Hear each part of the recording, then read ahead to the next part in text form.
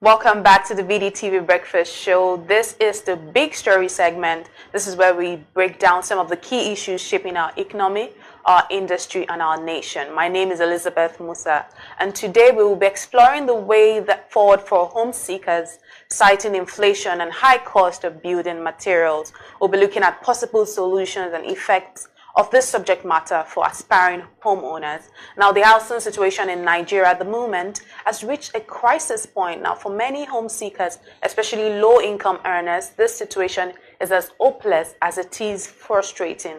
In many towns, especially in the urban centers, decent housing and accommodation have remained a mere dream for millions of citizens due to affordability issues. In recent years, efforts by many private developers at improving housing delivery have been hampered by rising inflation and other adverse macroeconomic conditions which have pushed construction costs to frightening levels, thereby limiting the developers' capacity to build more houses for prospective buyers. This morning, we're joined by an industry stakeholder, estate surveyor and valuer, Mr. Chudi Ubosi, to share insights with our audience on how home seekers can navigate the challenge of housing delivery in the country. Now, Mr. Ubosi is a fellow of the Nigerian Institute of Estate Surveyors and Valuers, NIESV, and is the managing partner at Ubosi LA Plus Co., an estate surveying and valuation firm. And I'm not doing this alone. I'm also doing this alongside Mr. Chuka Uroko, who is our property editor here at Business Day. You're welcome to the show, sirs. Thank you very much. Thank you very much for having us. Thank you very much. So let me start by asking you this question. Firstly, can you give us an overview of the housing challenge in Nigeria? How deep is it? Thank you very much for inviting me. I think we'll start by saying that it's deep. The problem is there. It's visible to all of us. In terms of qualitative and quantitative housing, there is a problem. Even by the world UN standards, you would hear that, look, even the quantity of housing that we tend to have, many of them are not even adequate based on the standards of the UN. And then in terms of quantitative, depending on who you're speaking to, I mean, we're going to be looking at figures of 10 to 20 million in deficit. So the problem is indeed deep. And you may then ask why. The first thing we'll say is that the government at many stages and many levels have not paid adequate attention to the issue of housing, to the issue of land. Take that, then we'll go to the cost of even the price of land all over the nation. It's very expensive to get land. Talk about building materials, then talk about income levels. The income levels are still so low that even those who desire to own some of these accommodations and even to rent, to just basically lease a place where you can stay over 1 year, 2 years, it's becoming more and more difficult. And then to cap all this is that there are no mortgages. In many of the developed countries, there are mortgages.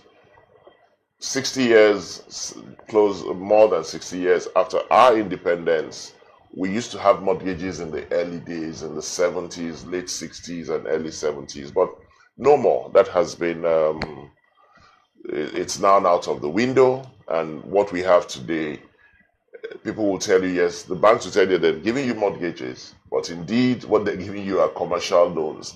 You can't take a mortgage for 25%. And you're told to pay it back in 5 years. A mortgage would usually be something of 20, 25, sometimes 30 years, depending on your age, and then at interest rates of 3, 4, 5%. So it's easy for you to take it from your income, your monthly income or your business income, and pay something every month.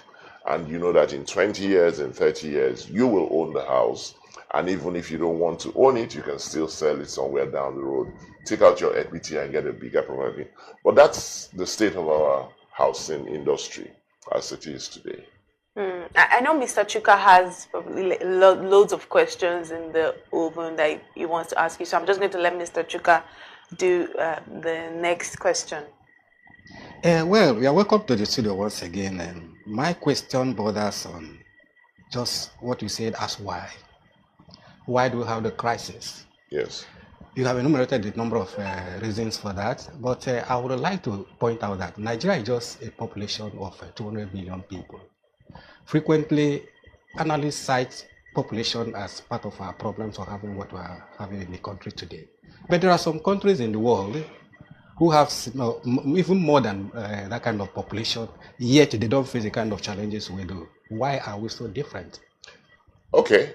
Thank you, Chuka. Let me, when you say there are some countries in the world, let me start by saying that 200 million population, there are probably only 5 or 6 countries bigger than we are. The US, maybe India, maybe China, maybe Indonesia, and so on. I think the first thing I will say is this. Look at those countries, look at their land mass. India has, I think, a 1.4 million square meter, sorry, 9 million square meters land area, or the US. Some of them are 10 times the size of Nigeria, which is 920,000 square kilometers. So that again is just, look, they have land. We are 900,000 square meters. These guys are 9 million square meters, 6 million square meters land area. But they do have, yes, much more population than we do. But that's just one. The next thing would be, let me say this, every country, no country has actually really solved their housing problems. Let's completely. not, you would always have pockets of problems. Even in China, where we think that there's housing, they have a problem of overdevelopment, oversupply of housing. But yes, we have our problems. And again, why is it so? It's primarily because the government has not paid adequate attention to housing. When we talk about the Maslow's hierarchy of needs, housing is top. Housing is top.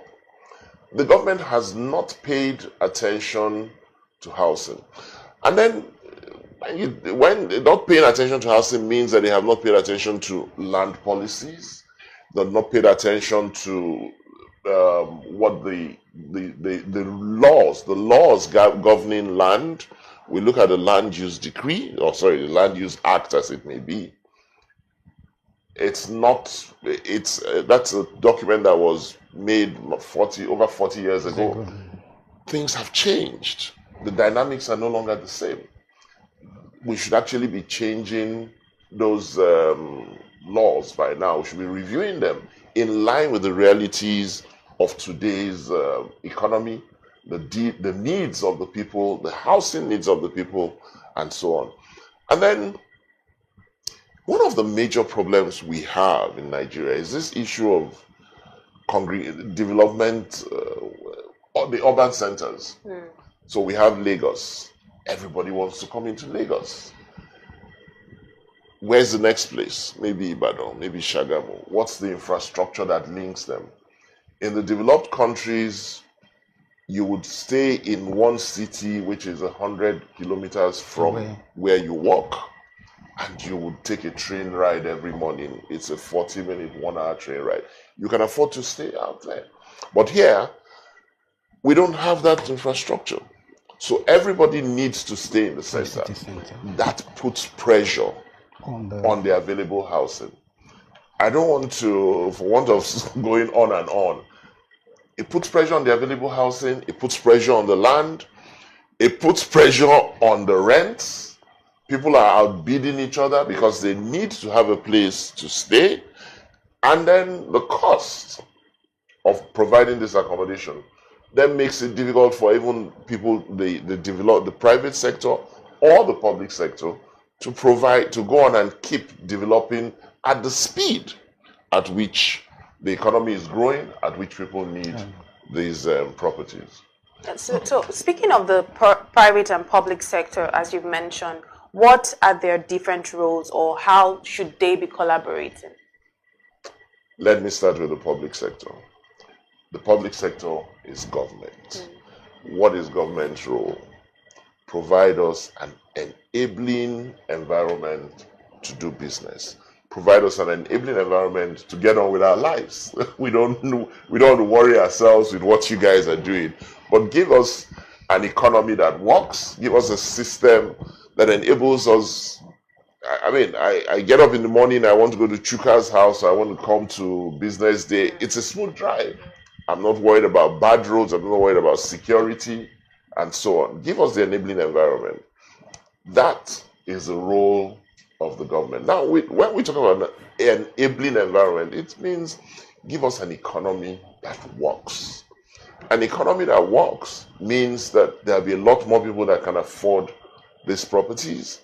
It means that the financial instruments that will enable us provide or will enable the creation of mortgages would be available.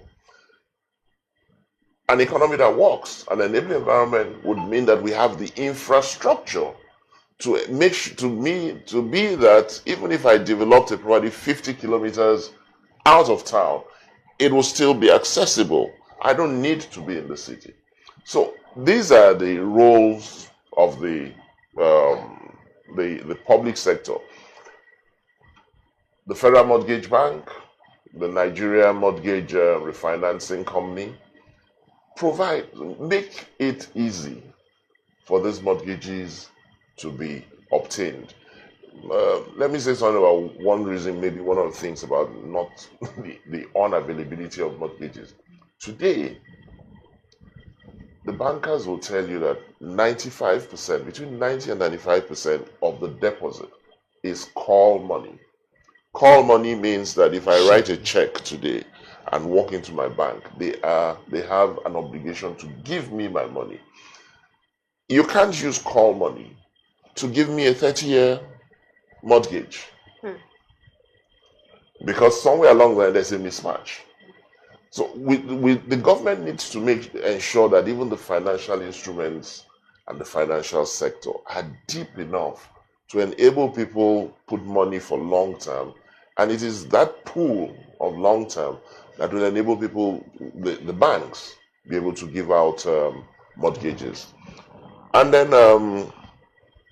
the private sector, I'm just focused on the public sector. Maybe I'm putting too much blame on them. The private sector are people like you and I, the developers who build houses for sale, build houses to lease out.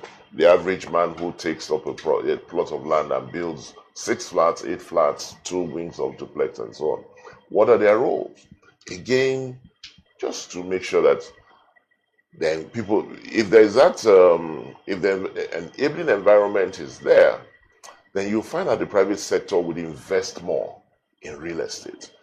If we take the average Nigerian has not achieved anything unless he has built a home. That's how we are brought up. That's how the average Nigerian life is. Our culture. It's part of our culture. It's part of tradition. So investing in real estate is something that is already part and part of our nature. But it's becoming more and more difficult. The cost of acquisition of the land, even the uncertainties with title, the cost of building and so on. So for the private sector, it will be an offshoot. Once things are working with the public sector, the private sector will flow from there and will be able to make their own major contributions to the housing stock. I think right now I would like to speak to the topic of our discussion today, which says that what asking question, what are the options open to home seekers? Given that today we're looking at, as of December, inflation rate was as high as 34.8%. Exchange rate is also an issue. Yes. Interest rate is also an issue. So even if I want to take a loan from the bank, I cannot because of the exchange rate. Then we are asking, what are the options open to those people who would still like to live somewhere or rent somewhere, given these challenges in the housing market? What are the options? Chika, the first thing, I agree with you, inflation rates are high.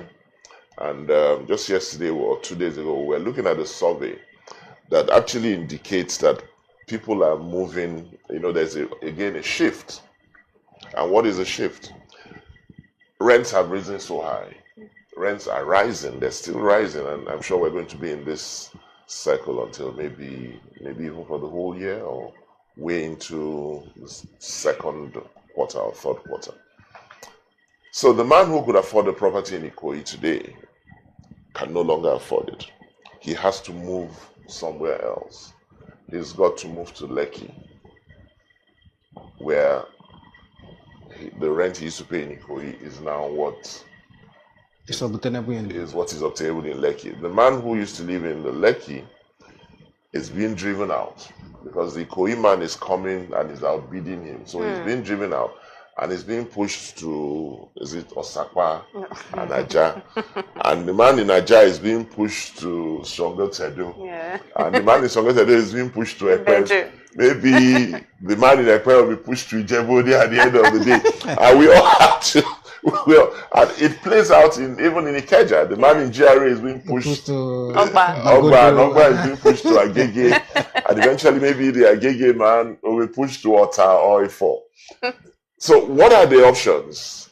One of the first things that I like to say is, I like to encourage people to get on the property ladder as early as possible.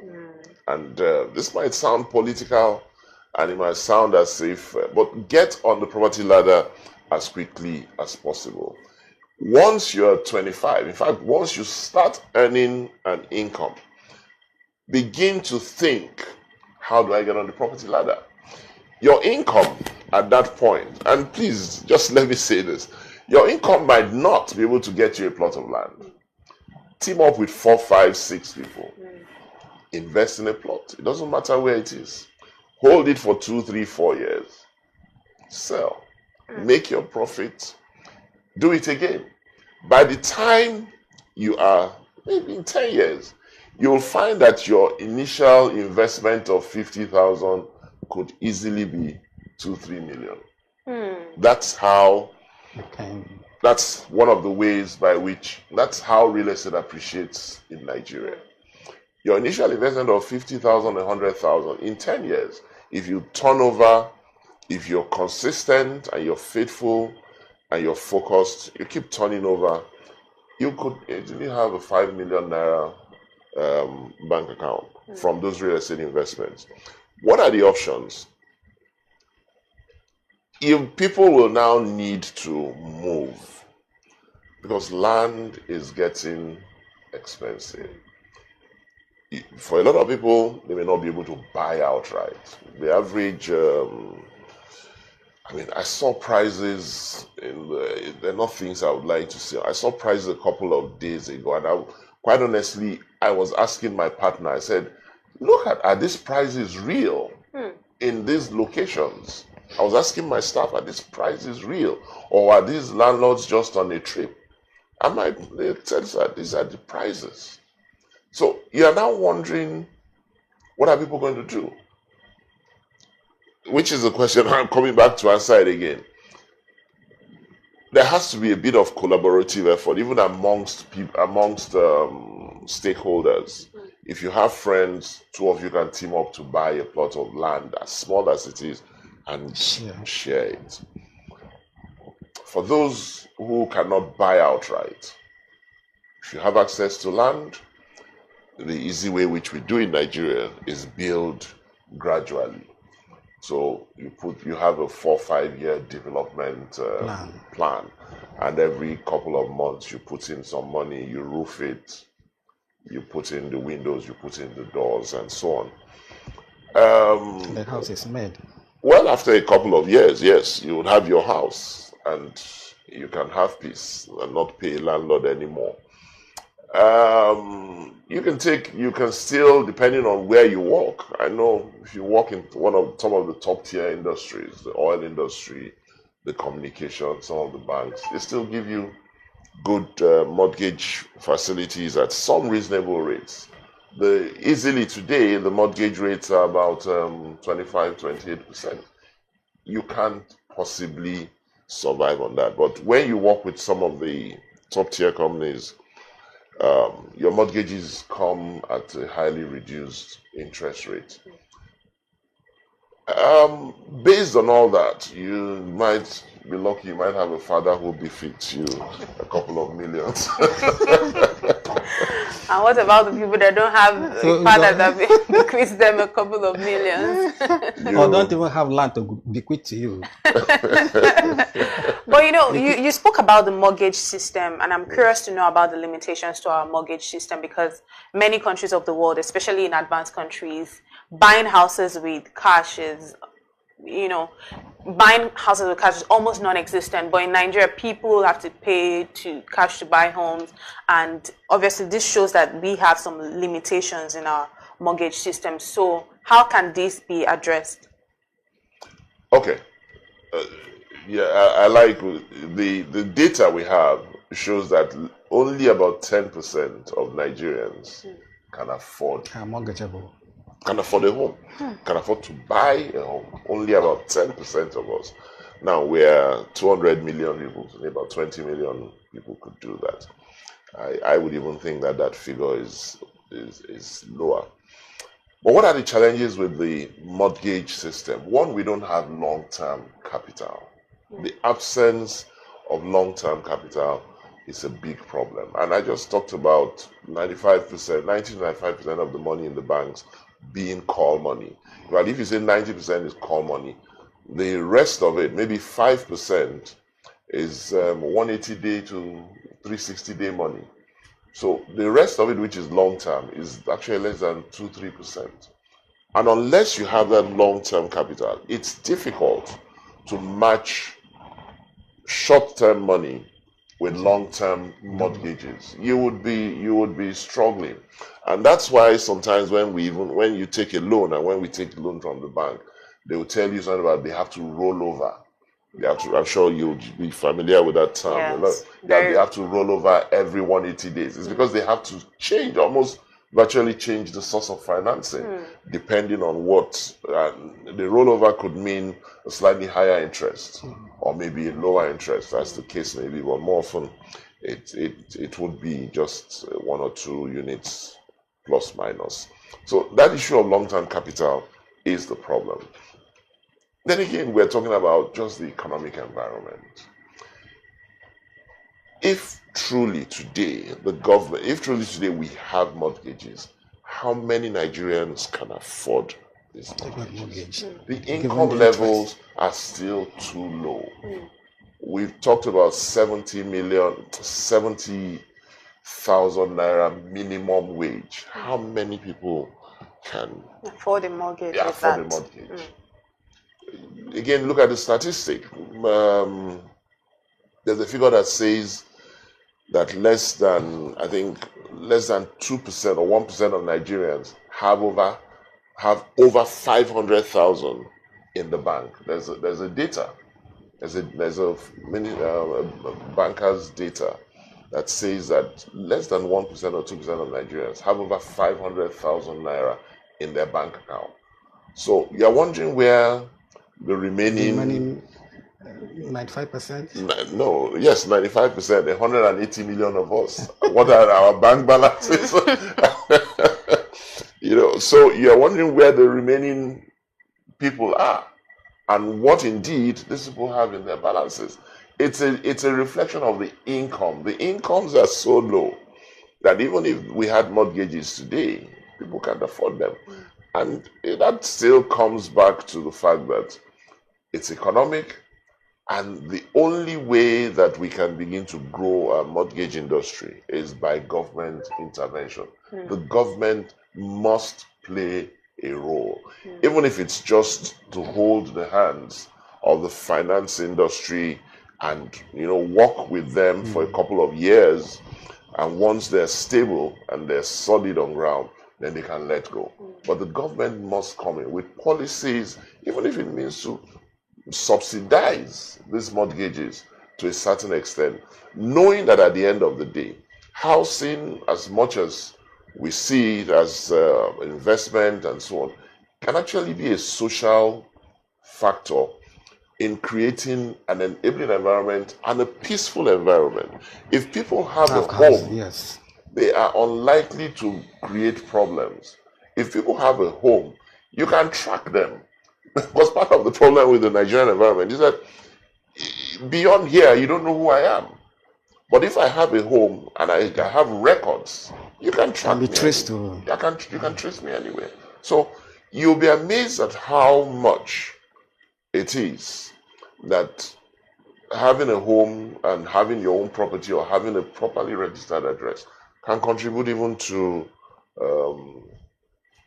a peaceful environment and in effect the growth of the economy and so on. And so government must play a major role, at least for now, in having the mortgage industry grow. Oh, I know Mr. Chuka has a question for you, but permit me to ask you this question very quickly. You've spoken of government intervention. One of the major issues confronting Nigeria and contributing to the housing challenge in major cities is rural-urban migration. If you were to sit with the president right now, what policy measures would you recommend to address this problem?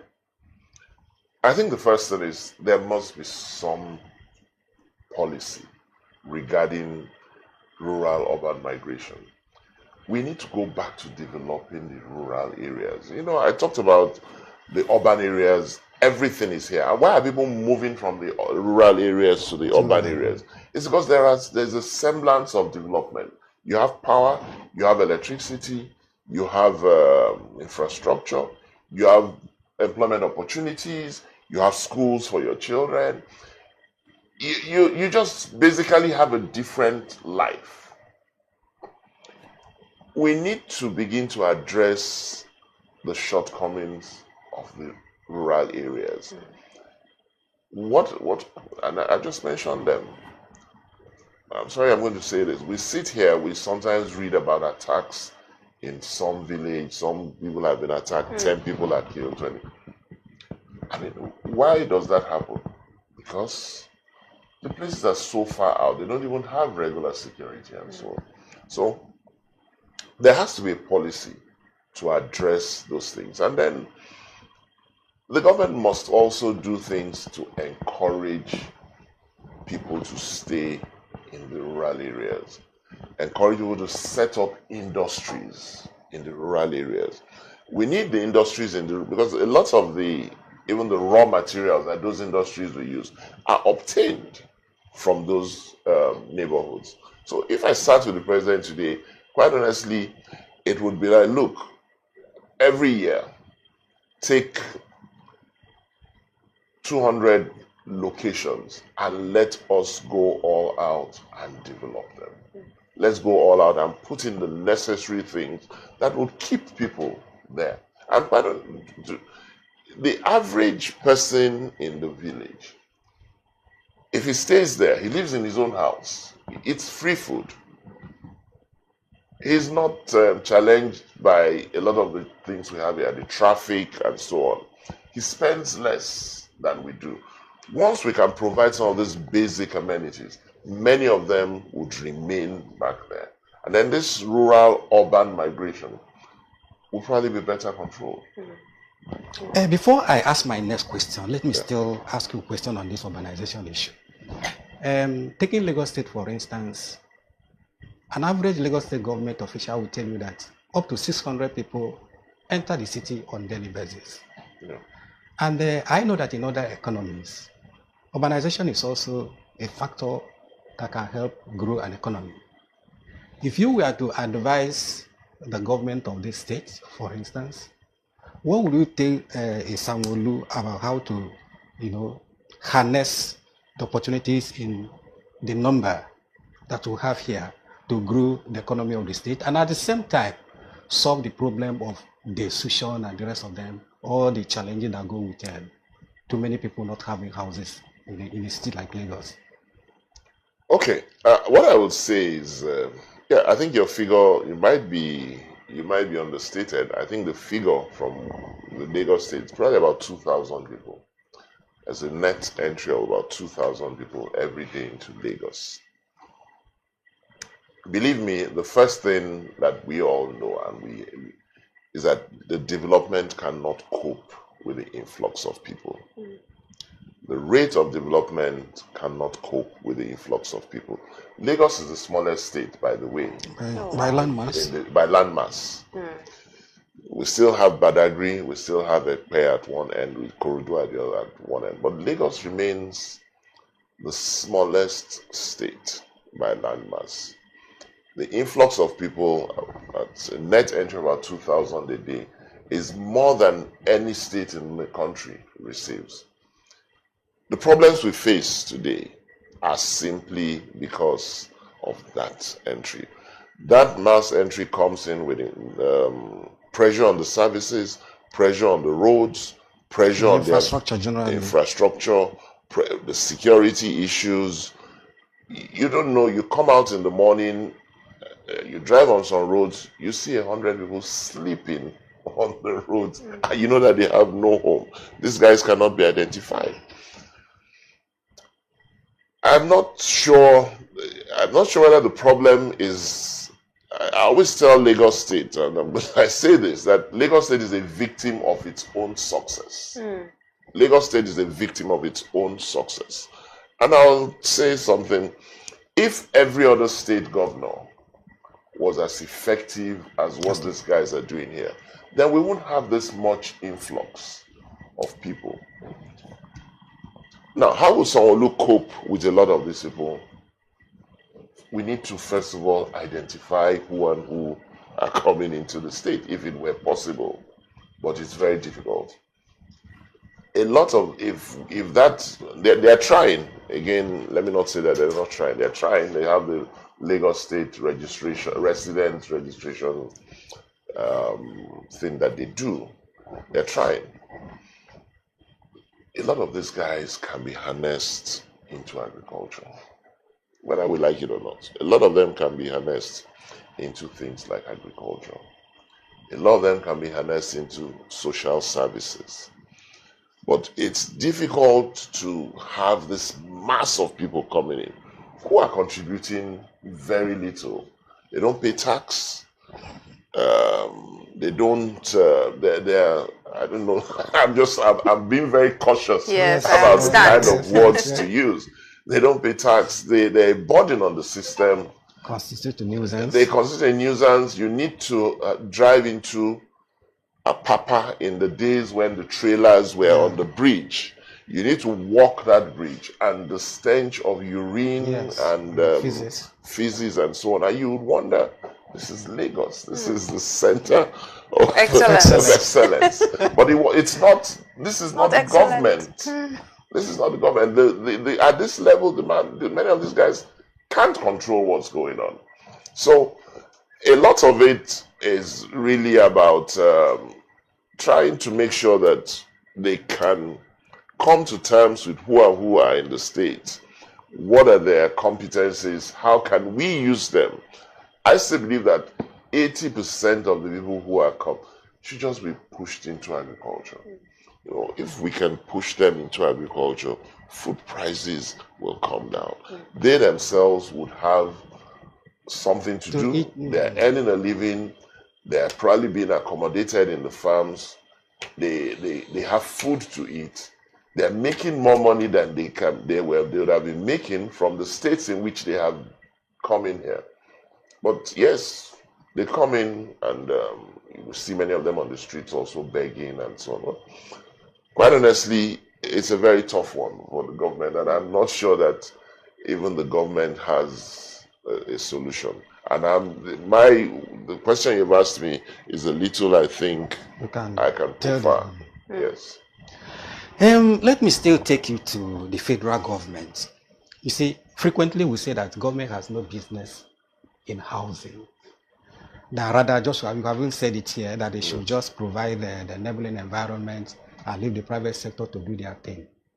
But I personally believe that government has everything to do with housing, because policy drives investment, drives growth, and that is government policy. Now, the Tinubu administration, before they came into power, that is as a candidate, was telling us that all the housing agencies will have will be met together to produce one bigger agency that will drive housing, because according to them, all these agencies are fragmented. And recently, the government floated what he called the MREF, Ministry of Finance Integrated Real Estate Finance Fund. That fund, they say, is government will provide as much as 1 trillion naira, and then people will have to apply. But my question is, in the midst of MREF, or before MREF, we'll have what we call Federal Mortgage Bank of Nigeria, we'll have the NMRC, you have the NHF, at the demand side, to support demand side. At the supply side, you also have the family home funds, and the NHF, the FHA. These are government agencies that are supposed to supply houses. It's, in my view, government is abandoning all these agencies and forming a new fund, or rather establish a new fund that people have to apply. So do you see a kind of inconsistency, or people just throwing confusion to break into the system to let the people know that, oh, we are doing something? So what is your view on all of this? Okay, Chika, what I would say is government, government agencies and government and the people who run them, from experience in Nigeria, we know that these guys are territorial. Once you run an agency, it's almost as if it's your territory. Yes. So you are territorial. And I assure you that as good intentioned, as well intentioned as this administration may be, that may be one of the problems that they are facing. The territorial nature of each of these agencies. Now, look at it this way. We can call almost about 10 of those agencies: FHA, Mortgage Bank, Nigeria Mortgage Finance, and so on and so forth, the family home funds, and so on. We can call them. Every one of them has an MD, several CEOs and MDs, the executive directors, yes. And everybody is getting along. What did you say? Getting along or eating along, and everybody's several jeeps are attached. Yes, they're going on all. Now you have one single organization. It's the same. You probably would have one CEO, two or three more executive directors, and you're going to remove a lot of people from that line. So you can understand why this issue of merger, that's my opinion. When he said it, it was one of the things that first occurred to me, and I said this might be difficult. So I'm not surprised that nearly 2 years or so into government, it hasn't taken place. The new mortgage Ministry of Finance Real Estate Fund. Good idea. Nigeria has never lacked good ideas. We've never lacked good ideas. The problem we always have is that of implementation. Execution, okay. Just execute them. If even with the the Federal Mortgage Bank, Mortgage Refinance Company, I think they just got a $28 million loan from one of the agencies abroad. Even with all these guys, if each of these guys worked consensuously and tried to implement the role for which they were set up, it doesn't matter. Yes, they would overlap in a couple of places, but the average Nigerian would be better off for it. But what we have today are a lot of these agencies, and you really can't tell what it is that they are doing. You try to process a loan with the Federal Mortgage Bank, and you look at some of these conditions, and you're like, what is it? I think now you can get 15 million. Only a couple of years ago, it was 5 million. What would 5 million do for you? Even the 15 million that you get today, what exactly can you do with it? What exactly would it do for you? But that aside, your question is, what do I think of all these agencies? The point is, There is more than enough. We are 200 million Nigerians. If we have 10 agencies servicing 200, their roles may overlap here and there, but we will be better off for it if they were focused and working conscientiously according to the template, the terms of their reference and the terms of who they were set up. We won't have any problem. But today we have people who they're territorial, spend most of their time attending seminars and workshops. And, line up and well, you said that. I didn't say that. Yeah, so, so that's it. Because we have to go now, we've overspent time. I'll just ask if you have any final words to say. I think before that, before that time I would, because the aim of this conversation is for us to point to home seekers where it will be easy for them or how it will be easy for them to own homes. You are a professional real estate agent by being an estate surveyor and valuer. Now, what 3, 4, 5 places can you point to people who are looking for rents where they can get that affordably? There's nothing that is affordable. There's nothing that is not affordable. It just depends on where you stand, and what you are looking for. The kind of, I mean, if you call me today as a practitioner and say, look, I'm looking for a flat, I want to buy a flat in Ikoyi, the first thing I would ask you is how many bedrooms? 2 bedrooms, 3 bedrooms, 4 bedrooms? What part of Ikoyi do you want? What's your budget? It's always we are very particular about what's your budget. Yes. Because your budget, you'll find out that somebody who wants to buy something in Ikoyi, which is, let's say, is 10x, has a budget of 2x.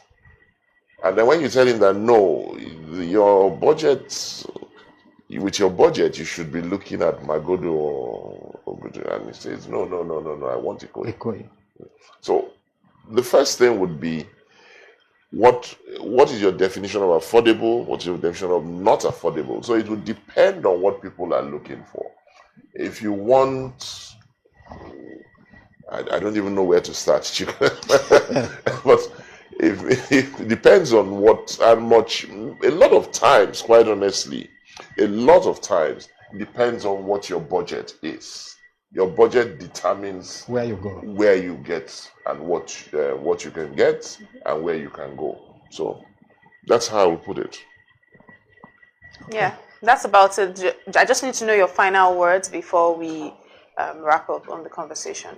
Final words.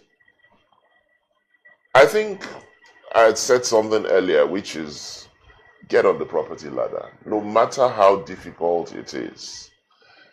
I had a mentor who used to say, he used to call it delayed gratification. He would say, look, delay your gratification for the future.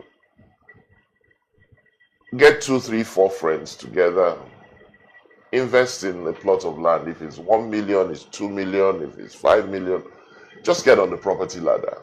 You will, and just keep buying and selling.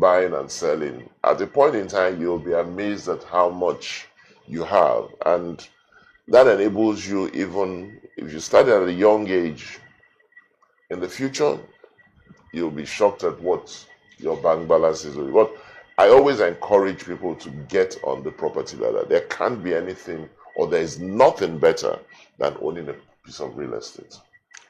Right, thank you very much, Mr. Chudi Ubosi, as well as you, Mr. Chuka Oroko, for sharing your insights with us today on the Big Story segment here at the BDTV Breakfast Show. We definitely have to revisit this conversation again, but thank you so much for your time today. Thank you. Thank you very much. This has been the Big Story here on the BDTV Breakfast Show. My name is Elizabeth Musa. Keep watching Business Day TV.